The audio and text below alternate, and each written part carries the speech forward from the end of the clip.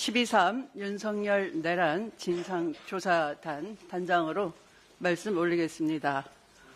오늘 12월 14일은 내란 종식의 날입니다.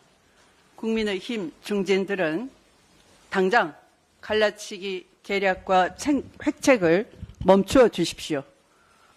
국민의힘 중진의 계략이 멈추지 않고 있습니다. 오늘 14일 윤석열 탄핵 내란 종식 표결을 앞두고 내란을 엄호하는 획책의 말을 쏟아내고 국정 정상화를 방해하고 있습니다.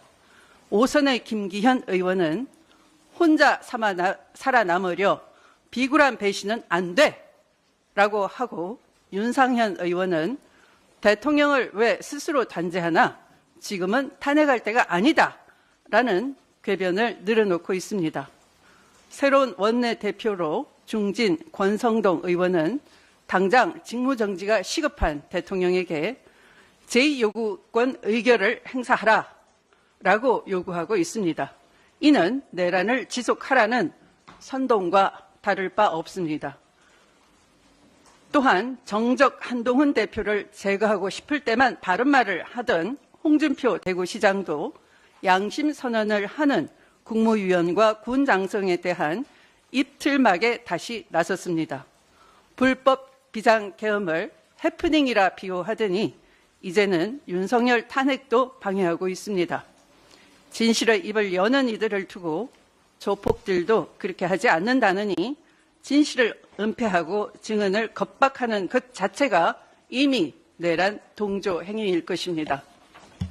한시 바삐 국회는 윤석열 탄핵 표결로 국정 정상화에 나서야 할 것입니다. 또한 조속히 진상을 밝혀 내란 세력을 뿌리 뽑아야 할 것입니다. 자기 살 길만 찾으며 국민의힘 동료 의원들을 겁박하는 비루한 중진들에게 엄중히 경고합니다. 협박과 매도, 자기 생존만을 위한 계산을 즉각 중단하십시오. 헌법기관으로서의 국회의원의 양심적 표결 행위를 구태의연한 정치 논리로 오염시켜서 혼자 죽느니 국민의힘 전체와 함께 침몰하겠다는 자해행위는 멈춰 주십시오. 두 번째, 검찰이 이번 불법 계엄에 깊숙이 개입한 정황이 드러났습니다. 믿을 만한 제보에 의하면 여인형 방첩사령관이 정성우 방첩사 1처장에게 계엄 선포 직후에 검찰과 국정원에서 올 거다. 중요한 임무는 검찰과 국정원에서 할 거니까 그들을 지원하라. 라고 부하들에게 지시했다고 합니다. 검찰이 이렇게 불법 계엄에 개입한 증거가 드러난 만큼 검찰총장은 검찰의 어느 조직이 파견됐는지 조속히 밝혀야 할 것입니다. 이는 12.6 신군부의 불법 비상계엄에 따라 한 것으로 보입니다. 제가 지난 79년 10월 27일 바로 12.6 비상계엄 조치의 마지막 그 공고문 3번을 보시면은 모든 정보 수사 기관의 업무를 조정한다에 첫 번째로 검찰이 등장합니다. 이에 따라서 그대로 시행한 것으로 보입니다. 검찰의 어느 조직, 누가 몇 명이 들어갔는지 조속히 검찰총장은 밝혀주시기 바랍니다.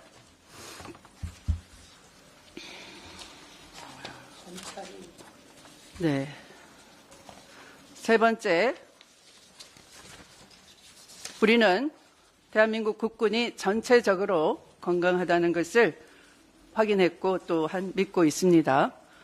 아시는 것처럼 이번 불법 계엄에도 불구하고 방첩사 출동 대원 중에는 중앙선관위에 가라고 한 상부의 명령을 거부하고 컵라면을 먹으면서 이동을 지연시킨다든가 또한 수원 선관위로 가라는 명령에 거부하면서 휴게소에 들리는 등 불법 명령에 저항하는 훌륭한 모범 사례를 보았습니다. 그러나 박완수 계엄사령관은 오로지 명령에 복종할 뿐이라고 주장했습니다.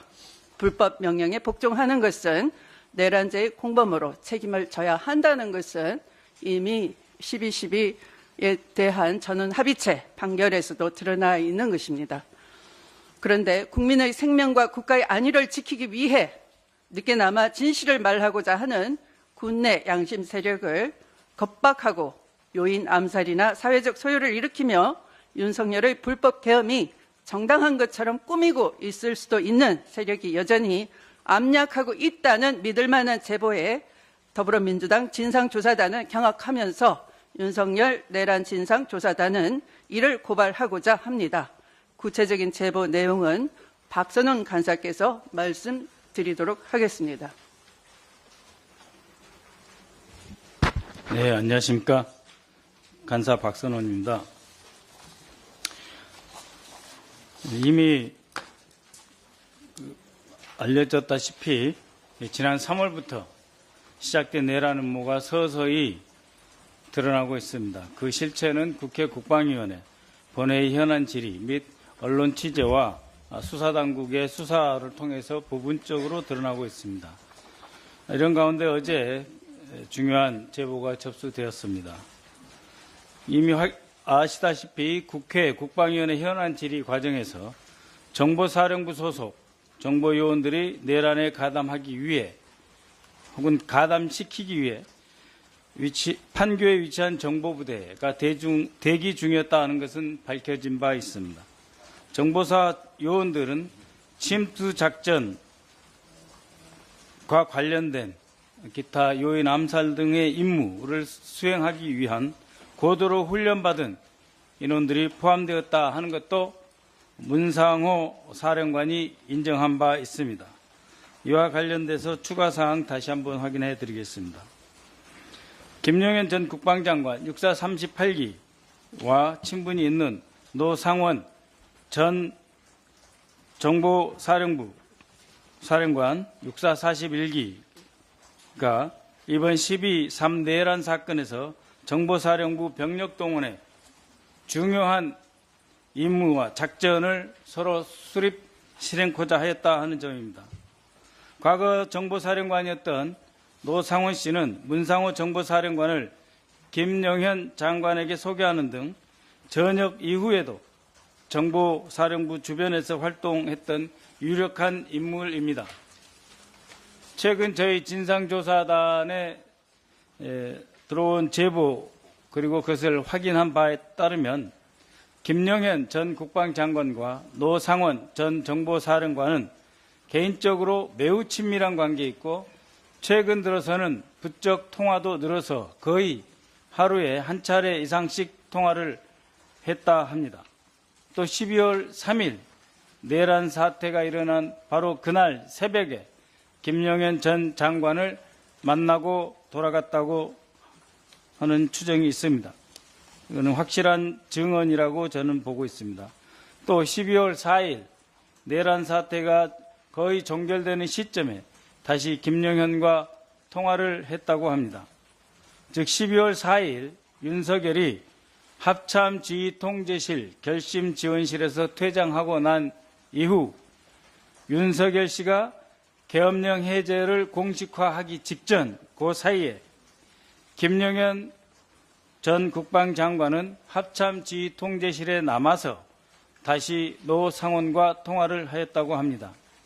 이 과정에서 별도 추가 작전의 필요성에 대해서 의견 교환이 있었고 한 사람은 추가 작전을 지금이라도 단행해야 된다라고 하는 의견을 강하게 냈고 또 한 사람은 추가 작전의 필요성은 좀 더 두고 보자 하는 방향으로 입장을 냈었다라고 하는 것이 두 사람 통화의 핵심 내용입니다.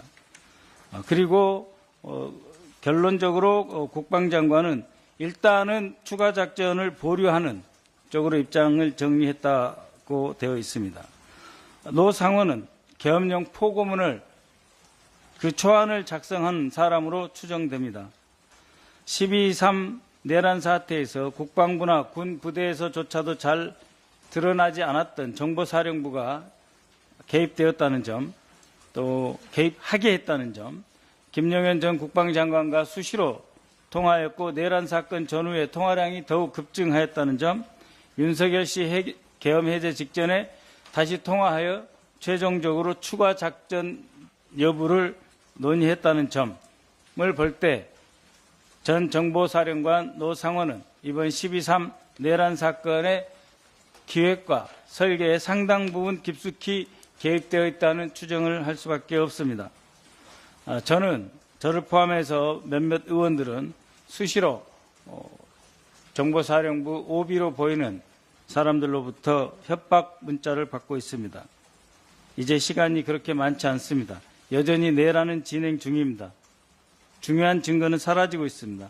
따라서 이 제보에 기초해서 김영현 전 국방장관과 노상원 씨의 통신 내역을 급히 확인해야 할 것입니다. 아울러 노상원 씨에 대한 조사가 필요하다는 점, 법적 조치가 필요하다는 점을 말씀드리고자 합니다. 이상입니다.